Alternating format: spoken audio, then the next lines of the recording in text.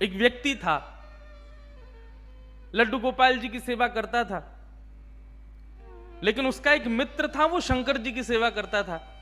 और शंकर जी की सेवा करने वाला जो मित्र था वो बड़ा धनवान हो गया, और लड्डू गोपाल जी की जो सेवा करता था वो अभी भी साधारण सा ही था। एक दिन दोनों मित्र मिले तो शिव जी की आराधना करने वाला भक्त लड्डू गोपाल जी की आराधना करने वाले से बोला, भाई तुम आज तक कभी उठ नहीं पाए, तुम उसी स्थान पर हो, उतने ही दायरे में हो, कभी बढ़ नहीं पाए आगे। गोपाल जी की सेवा करने वाला बोला, मेहनत तो बहुत करता हूं लेकिन क्या करूं, बढ़ ही नहीं पा रहा।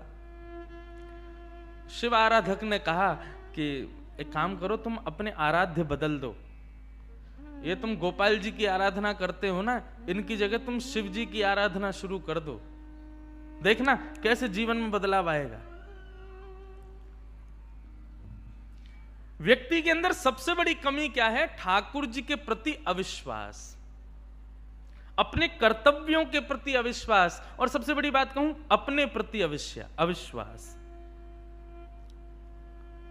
सेल्फ कॉन्फिडेंस लेवल बिल्कुल शून्य है हम लोगों का, खुद पर ही भरोसा नहीं है हमें, हम जो कर रहे हैं, हमारी जो क्रिया है वो उचित है कि नहीं, हमें दूसरे से राय लेने की जरूरत पड़ती है।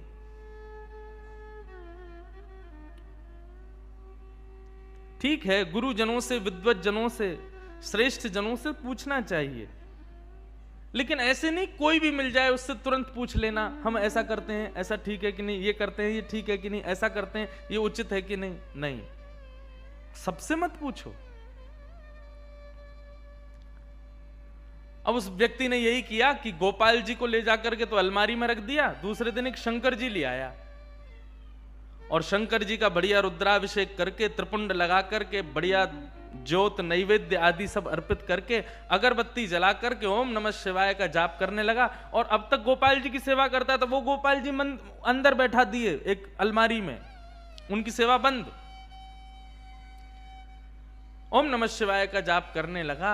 जैसे ही इसका जाप पूर्ण हुआ, मालाओं को नेत्रों से लगा करके इसने शंकर जी को प्रणाम किया, तभी देखता है कि अगरबत्ती का जो धुआं था ना, वो उसी अलमारी की तरफ जा रहा था जहां गोपाल जी बैठे थे। तो इसके मन में भावना आई कि आज तक इनकी आराधना करता रहा तो मुझे कभी कुछ दिया नहीं, आज तक भी मैं सामान्य हूं, और अब मैं शंकर जी की आराधना कर रहा हूं, उनको नैवेद्य धूप दीप दिखा रहा हूं, तो अगरबत्ती की सुगंधी भी उनको नहीं लेने दे रहे हैं, खुद ले रहे हैं अंदर अलमारी में बैठ के। रुको, इनको अभी बताता हूं।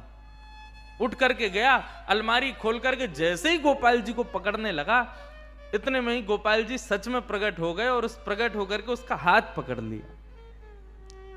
जैसे ही गोपाल जी प्रकट हुए, उस भक्त ने कहा, बोले भगवान आप प्रकट हो गए? बोले हाँ प्रकट हो गए। बोले तो फिर ये तो मैं सबको बता दूंगा कि भाई शिव जी की आराधना से गोपाल जी प्रकट होते हैं। गोपाल जी बोले नहीं भैया, हम शिव जी की आराधना से प्रकट हुए, ऐसी बात नहीं है। तुम शिवाराधना करो, सूर्य आराधना करो, चंद्र आराधना करो, किसी की भी आराधना करो, उससे हमको कोई दिक्कत नहीं है, लेकिन आज हम प्रकट किस लिए हुए ये ध्यान से सुनना। आज तक तुमने केवल हमको अष्ट धातु की एक मूर्ति समझा था, तुम्हारे मन में कभी ये भावना नहीं आती थी कि इनकी आंखें भी हैं, इनकी नाक भी है, इनकी जीभ भी है, इनके कान भी हैं, इनकी त्वचा भी है, इनके हाथ पैर भी हैं। परंतु आज जब वो अगरबत्ती का धुआं सहज ही मेरी तरफ आ गया, तो तुम्हारे मन में ये भावना आई कि अगरबत्ती की सुगंधी मैं ले रहा हूं, मतलब मैं जड़ नहीं हूं, मैं चैतन्य हूं। वास्तव में शिवाराधना ने मुझे प्रकट नहीं किया, तुम्हारे हृदय में जो चैतन्यता का भाव मेरे प्रति आया है उसने मुझे प्रकट किया है। ये चैतन्य हम मानते हैं? नहीं मानते। आपके यहां तो सर्दी पड़ती नहीं है, लेकिन मैं शॉक्ड था। कलकत्ता में कल जब उतरा तो मैं जैकेट पहन के आया था, क्योंकि दिल्ली का टेम्परेचर था 7 और कलकत्ता का था मेरे ख्याल से 21 या 22। तो रात में जब उतरा तो वहां पर मैंने पुलिस कर्मियों को देखा, वो मुफलर पहन के घूम रहे थे। उनको देख करके मुझे लगा कि, मैंने कहा भैया ये यहां पर मुफलर पहनने तो दिल्ली में इनका क्या हाल होगा। आपके बंगाल में तो सर्दी हमारे लायक तो नहीं पड़ती। पर ऐसी शीतकाल में कई लोग घरों में सेवा करते हैं, ठाकुर जी को स्नान कराते हैं और स्नान के लिए शीत जल से ही स्नान करा देते हैं। ये भी विचार नहीं करते कि थोड़ा जल जो है थोड़ा गुनगुना कर लें, इसको थोड़ा उष्ण कर लें। क्यों? ये शीत जल से आप क्यों स्नान करा देते हो? क्योंकि आपके हृदय में ठाकुर जी के प्रति चैतन्यता नहीं है। ये चैतन्यता का भाव हो। मैं ये बात इसलिए कह रहा हूं कि ठाकुर जी का स्वीकारीकरण तभी होगा जब ये तीन चीजें होंगी, सत्य, चैतन्य और आनंद। सबसे पहले सत्य को स्वीकार करो, उसके बाद ठाकुर जी चैतन्य हैं यह स्वीकार करो, उनके प्रति चैतन्यता का भाव रखो। और तीसरा आनंद। ठाकुर जी का गुण है कि एक बार उनको प्रणाम करने वाले व्यक्ति के ठाकुर जी तीनों प्रकार के तापों को नष्ट करते हैं, आदि दैविक, आदि भौतिक, आध्यात्मिक। ताप किसे कहते हैं? ताप कहते हैं दुखों को। अब एक बात मेरी थोड़ी ध्यान से सुनिएगा बंधुओं, भगवत सन्निधि लेने से, भगवान के सन्मुख जाने से, भगवान की बहुत सेवा करने से और सत्यचंडी यज्ञ कराने से, रुद्राभिषेक कराने से, हनुमान जी पर चोला सुंदरकांड आदि कराने से जीवन में दुख खत्म हो जाते हैं? ऐसा नहीं होता। बिल्कुल स्पष्ट बोल रहे हैं हम। दुख आपके प्रारब्ध से आपको प्राप्त है, आपके कर्मों से आपको प्राप्त है। देवता का वंदन करना, देवता को पूजना, देवता की किसी आराधना से उस दुख को नष्ट की इच्छा नहीं होगा। आप कहेंगे तो फिर क्या होता है?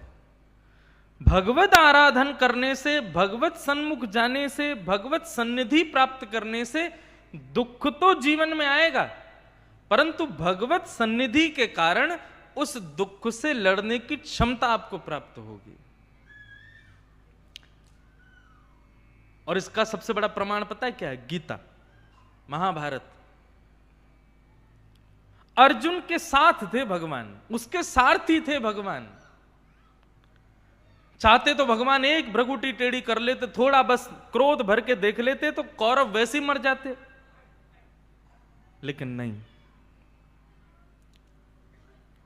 भगवान ने बार बार अर्जुन को समझाया और कहा तुम युद्ध करो, युद्ध करो, युद्ध करो। और सारा युद्ध 18 दिन तक करवाया अर्जुन के द्वारा। भगवान चाहते तो युद्ध को 2 मिनट में समाप्त कर देते, लेकिन नहीं, कर्म करवाया। इससे यह बात पता चलती है कि भाई ठाकुर जी की सन्निधि लेने से हमारे संकट जीवन के नष्ट नहीं होंगे। संकट तो जीवन में आएंगे, बस जैसे अर्जुन को दिशा मिलती गई, क्या करना है, कैसे करना है, कहां करना है, वैसी दिशा हमको मिलेगी ठाकुर जी के पास जाके। एक प्रकार से समझ लो, आज की भाषा में समझाऊं तो गूगल मैप होता है सबके फोन में आप उसमें सीधा सीधा डाल देते हो कि मुझे यहां से कलकत्ता जाना है। उसमें डालने से आपको वो मार्ग प्रशस्त करेगा। ऐसा नहीं कि गाड़ी उड़ के सीधा कलकत्ता ही पहुंचेगी, गाड़ी चलानी पड़ेगी, पेट्रोल भरना पड़ेगा, ब्रेकर आएगा तो ब्रेक लगाना पड़ेगा, ट्रक सामने होगा तो संभालना पड़ेगा। मार्ग वो आपको बता देगा कि ऐसे ऐसे ऐसे यहां से घूम के जाना है, इस रोड पर ट्रैफिक ज्यादा मिलेगा तो यहां से ऐसे घूम जाना, यहां ट्रैफिक मिलेगा तो ऐसे घूम जाना, तुम अपने स्थान पर इतने बज के इतने मिनट पर पहुंच जाओगे। ठीक ऐसे ही ठाकुर जी की सन्निधि है। ठाकुर जी की सन्निधि प्राप्त करने से, समक्षता प्राप्त करने से, उनके सन्मुख जाने से ठाकुर जी केवल मार्ग प्रशस्त करेंगे, चलना तुमको खुद पड़ेगा। कर्तव्य क्रियाशील आपको ही करना पड़ेगा, ठाकुर जी नहीं करेंगे उसको। लोग मेरे से आके पूछते हैं, हम इतना भजन करते हैं, हम इतने सुंदरकांड के पाठ करते हैं, गंगा जी का जलपान करते हैं, गोपाल जी की इतनी सेवा करते हैं, सब कुछ करते हैं, फिर भी हमारे जीवन में दुख क्यों है? यदि ठाकुर जी की सेवा करने से सुख मिलता तो सबसे सुखी मीराबाई होती। कभी उठा के पढ़िए चरित्र मीराबाई का। ना परिवार ने साथ दिया, ना समाज ने साथ दिया, ना किसी ने, और फिर भी मीराबाई अपने ठाकुर जी को लिए। भाई छोड़या बंधु छोड़या छोड़या जग सोई, भाई छोड़या बंधु छोड़या छोड़या जग सोई। साधुअन संग बैठ बैठ साधुअन संग, साधुअन संग बैठ बैठ साधुअन संग, लोक लाज खोई रे मेरे तो गिरधर गोपाल, मेरे तो मेरे तो गिरधर गोपाल, मेरे तो गिरधर गोपाल, दूसरो न कोई, दूसरो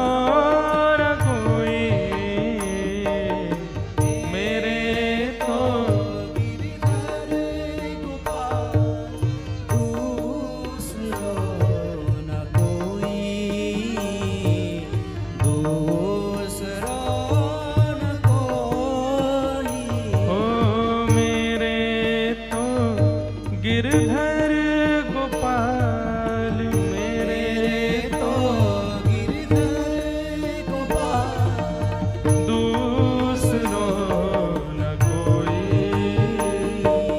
दूसरो न कोई, मेरे तो गिरधर गोपाल, मेरे तो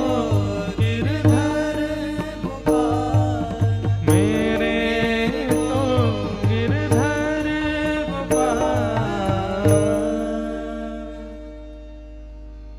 भाई छोड़या बंधु छोड़या छोड़या जग सोए, साधुअन संग बैठ बैठ लोक लाज खोई। कुछ भी नहीं था मीराबाई के पास, केवल विश्वास अपने गोपाल के प्रति, अपने गिरधर के प्रति।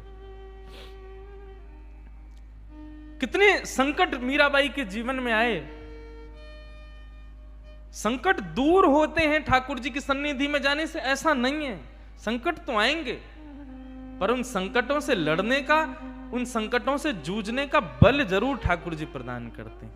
ये बात है।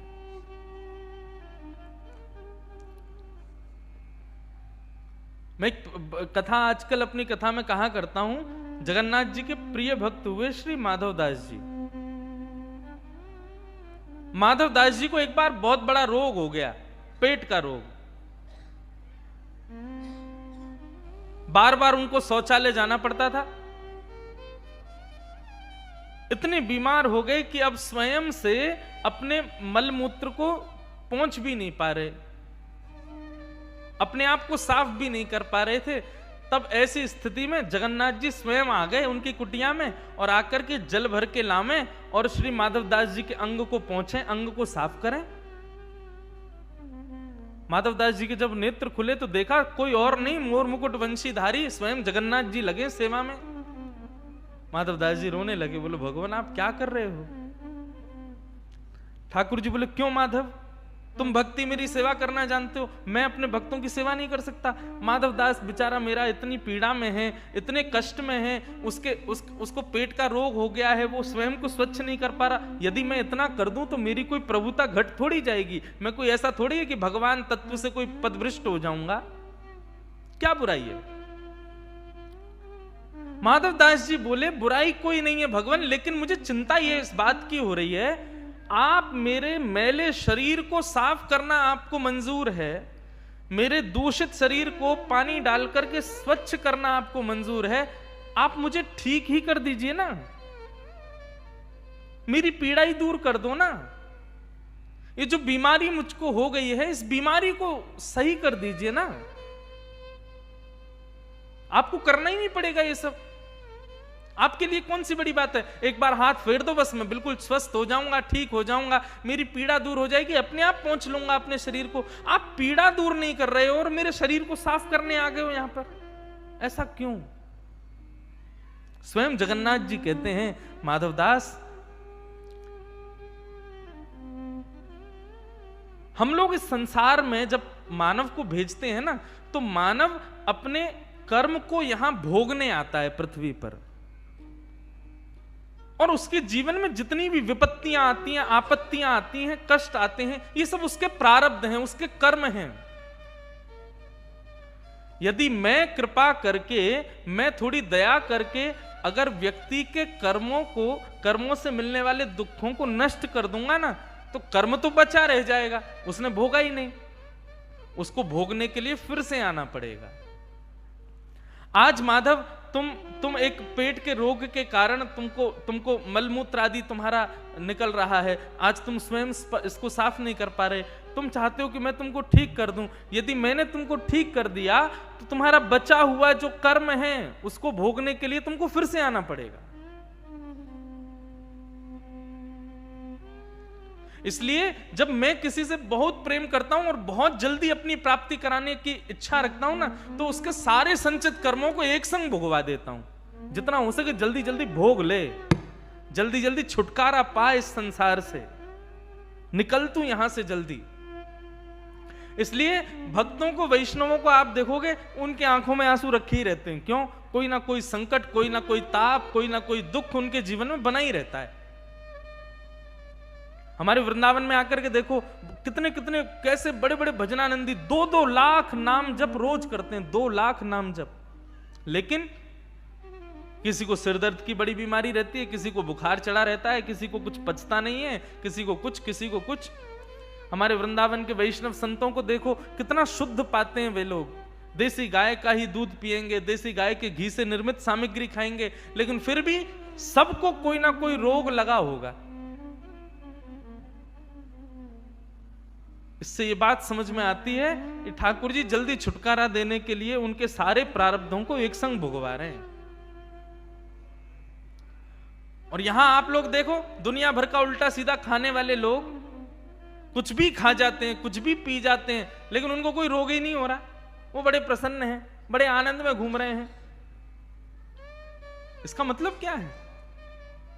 ठाकुर जी ने उनको भोगने के लिए बनाया है। ठाकुर जी की उन पर कृपा दृष्टि नहीं है, इसलिए उनके जीवन, आपके स्वयं के बंगाल में जिनका जन्म हुआ है, ऐसे स्वामी श्री विवेकानंद कहते हैं, यदि जीवन में एक दिन भी बिना कठिनाइयों के आपका निकलता है ना, तो आपको चिंता होनी चाहिए कि मैं कुछ गलत कर रहा हूं। आज मेरे जीवन में कोई विपत्ति क्यों नहीं आई? आज मेरे जीवन में कोई विपरीत स्थिति क्यों नहीं आई? आज मुझे चिंता क्यों नहीं हुई? स्वामी विवेकानंद कहते हैं, यदि प्रत्येक दिन आपका चिंता में व्यतीत होता है, विपत्तियों में आपत्तियां कोई ना कोई आई जाती है हर दिन, तो समझना, खुश हो जाना, थोड़ा अपनी पीठ थपथपाना, ठाकुर जी की तुम पर दया दृष्टि है, जल्दी जल्दी तुम्हारे प्रारब्धों को नष्ट करवा रहे हैं तुमसे। मुझसे लोग आके कहते हैं, महाराज जी, कई बार लोग मिलने आते हैं, महाराज जी हम बहुत दुखी हैं, बहुत कष्ट है, भोजन के लिए भी धन नहीं होता, बिजली का बिल भरने के लिए भी धन नहीं होता। ऐसे लोगों को देख करके दोनों प्रकार की भावना मन में आती है, कष्ट भी होता है और ये भी लगता है कि भाई तेरी अब जल्दी जल्दी निवृत्त होने वाला है तू, इसीलिए इतना संकट जीवन में है। इसलिए आज इस बात को गांठ बांध लीजिए कि भगवत सानिध्य से कष्ट दूर नहीं होता, कष्ट से लड़ने का, कष्ट से जूझने का बल मिलता है।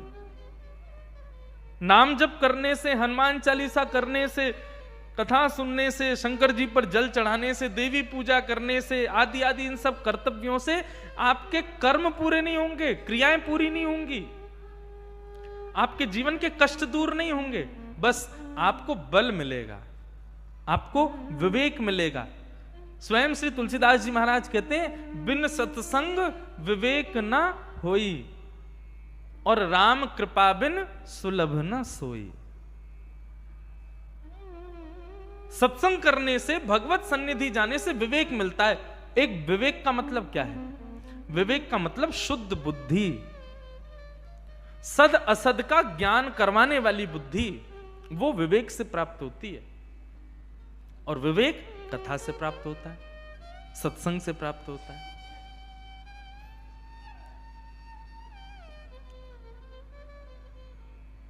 भगवान के सन्मुख जाओ, भगवत सानिध्य में जाओ, तो यही कामना करो, हे नाथ मुझे अर्जुन की तरह बल देना। अर्जुन ने कह दिया था, सेनयोर भयोर मध्य रथम स्थापय मेच्युत, हे अच्युत मेरे रथ को ले जाकर के उभय सेना के बीच में खड़ा कर दीजिए, मैं देखना चाहता हूं मेरा युद्ध किससे होने वाला है। और भरी सभा के बीच में, भरी सेना के बीच में जब अर्जुन का युद्ध रथ खड़ा किया भगवान ने जाके, तो अर्जुन ने जब सामने नजर घुमाई और जब अपनों को पाया, रख दिए धनुष बाण नीचे, मैं युद्ध नहीं कर पाऊंगा, मेरे बस का नहीं है युद्ध करना, मैं इनको नहीं मारूंगा, ये मेरे अपने हैं। तब भगवान खड़े हुए, कमर पर हाथ रखी, बोले कायरों की सी बात करता है, युद्ध के बीच मैदान में आकर के कह रहा है कि मैं युद्ध नहीं करूंगा। और तब भगवान ने उसको गीता का ज्ञान दिया। भगवान ने अर्जुन के बदले युद्ध नहीं लड़ा या फिर युद्ध को समाप्त नहीं किया, उसको ज्ञान दिया, उसको सुबुद्धि प्रदान की, उसको विवेक प्रदान किया। 10 अध्याय बाद भगवान पूछते हैं, अर्जुन अब तेरा मोह कैसा है? तब अर्जुन कहता मेरा मोह चला गया। भगवान बोले नहीं, अभी और सुन। 8 अध्याय और सुनाए। तब पूछा, अर्जुन अब तेरा मोह कैसा है? तब अर्जुन कहता है, नष्ट मोह स्मृतिर्लब्धा, अब मेरा मोह नष्ट हो गया। भगवान कहते हैं अब धनुष बाण उठा और युद्ध कर, जीतेगा हारेगा इसकी चिंता मत कर, अपना कर्तव्य कर, अपना कर्म कर। वाह, उठाया धनुष बाण और लड़ने लगा। कौन्तेय जीत गया 18 दिन में। ऐसा ही हम सब अर्जुन हैं, हम सब भयभीत होते हैं अपने जीवन रूपी महाभारत से युद्ध करने के लिए। कभी कभी ऐसे दुर्योधन दुशासन हमारे सामने आके खड़े हो जाते हैं। ये दुर्योधन दुशासन कौन है? हमारी जीवन की विपत्तियां, संकट, यही दुर्योधन दुशासन है। ऐसे ऐसे दुर्योधन दुशासन जीवन में आ जाते हैं, घबरा जाते हैं हम। धनुष बाण, हमारे धनुष बाण क्या है? हमारी क्रियाएं, हमारे कर्तव्य सब कांपने लगते हैं। अब क्या करें हम? बैक ऑफ नहीं करना है, युद्ध को वहीं छोड़ करके नहीं जाना है। युद्ध च, लड़ो, कर्तव्यनिष्ठ हो जाओ। जैसे ही लगे कि अब थोड़े मन में अब उथल पुथल चल रही है, जीवन जीने में अब लग रहा है कि कोई सार नहीं है, या अब स्थिति ऐसी है कि अब कुछ करने को समझ नहीं आ रहा है, उसी समय आजकल सबके पास में ये फोन है, तुरंत किसी सज्जन की कथा सुनो। और महाराज 10-15 मिनट कथा सुनना, आधा घंटा कथा सुनना, कथा सुनने के बाद में कथा बंद करके अपने कर्म को, कर्तव्य को करने में लग जाना, आप सफल हो जाओगे, आपकी वो क्रिया सफल हो जाएगी।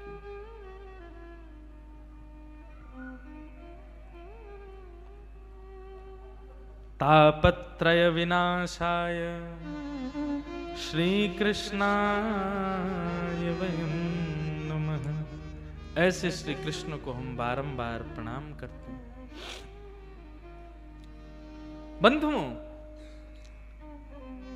एक प्रकार से ये भी समझ सकते हैं कि भगवत शरणागति करने से, भगवत सानिध्य लेने से संकट तो जीवन में आएगा, लेकिन बिना भगवत सानिध्य के जितना कष्ट वो संकट देगा ना, भगवत सानिध्य के बाद उतना कष्ट नहीं देगा। पीड़ा तो होगी लेकिन उतनी नहीं होगी। मीराबाई को भी विष पिलाया था, ध्रुव प्रहलाद के अभी हम चरित्र सुनेंगे, सबके जीवन में संकट आया है, लेकिन ठाकुर जी का सानिध्य लेने से, ठाकुर जी का सामिप्य होने के कारण वो कष्ट इतना अनुभव नहीं हुआ, इतना पता नहीं चला उसका। ये भगवत सानिध्य का प्रतिफल है।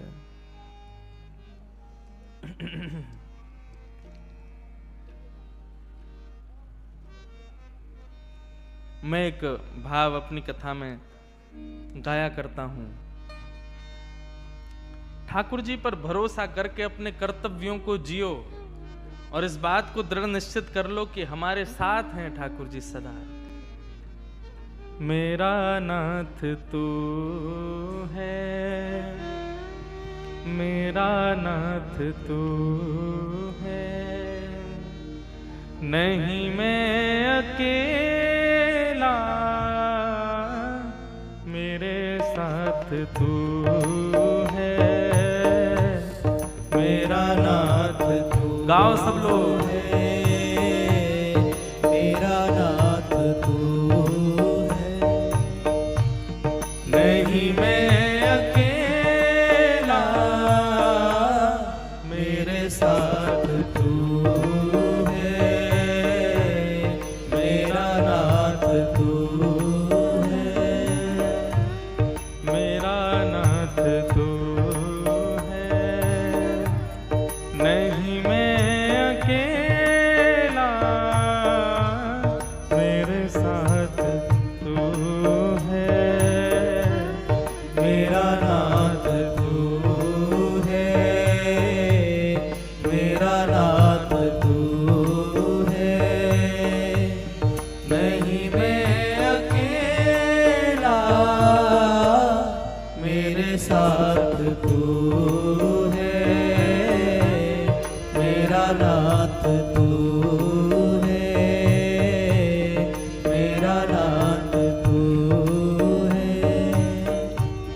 चला जा रहा हूँ मैं राह पे तुम्हारे, चला जा रहा हूँ मैं राह पे तुम्हारे, चला जा रहा हूँ मैं राह पे तुम्हारे, चला जा रहा हूँ मैं राह पे तुम्हारे, राहों पे आए जो तूफान आंधी, राहों पे आए जो तूफान भारे, थामे हुए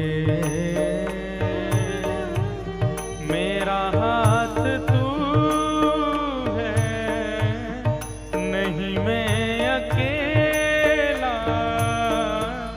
मेरे साथ तू है, मेरा नाथ तू है, मेरा नाथ तू है, नहीं मैं अकेला, मेरे साथ तू है, मेरा नाथ तू। श्री राधा रमण लाल की करताल बजा के गाओ।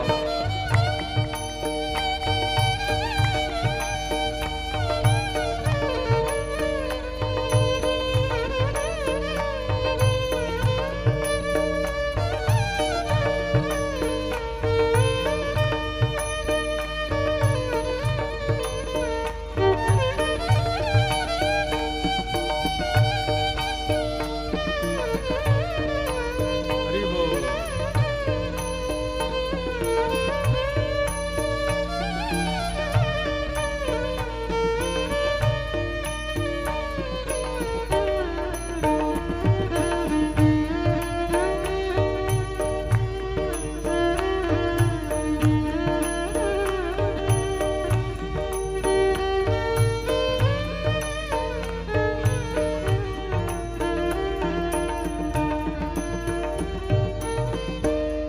ठाकुर है तू मैं तेरा पुजारी, ठाकुर है तू मैं तेरा पुजारी,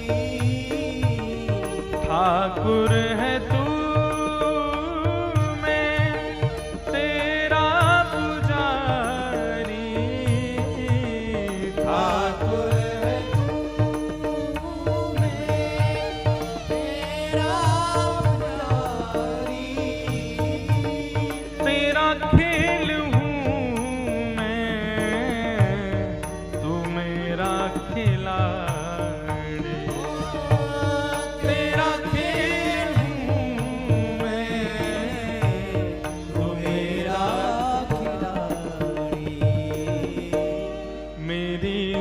जिंदगी की हर एक बात तू है, नहीं मैं अकेला, मेरे साथ तू है। मेरा नाथ तू है, मेरा नाथ तू है, नहीं मैं अकेला, मेरे साथ तू है, मेरा नाथ करताल बजा के गाओ। ओ जय जय राधा रमण प्यारो राधा रमण, रमण प्यारो राधा रमण, जय जय राधा रमण प्यारो राधा रमण, राधा रमण प्यारो राधा रमण, जय जय राधा रमण प्यारो राधा रमण, राधा रमण प्यारो राधा रमण, ओ जय जय राधा रमण प्यारो राधा रमण, राधा रमण प्यारो राधा रमण, ओ जय जय राधा रमण प्यारो राधा रमण, जय जय राधा रमण प्यारो राधा रमण, जय जय राधा रमण प्यारो राधा रमण, राधा रमण प्यारो राधा रमण, मेरा नाथ तू है, मेरा नाथ तू है,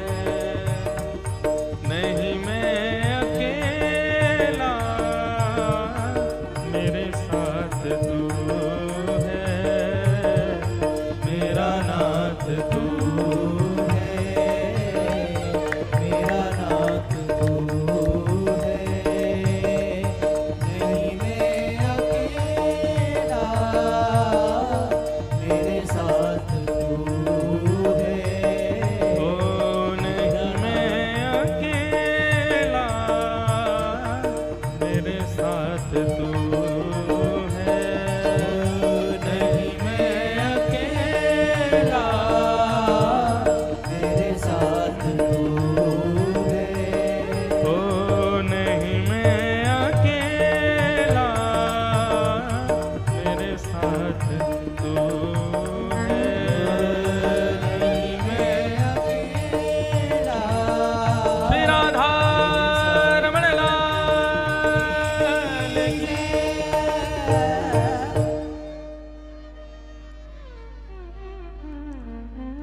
अनुब्रजाम में हम नित्यम पूये ये तन्य रेणु विह।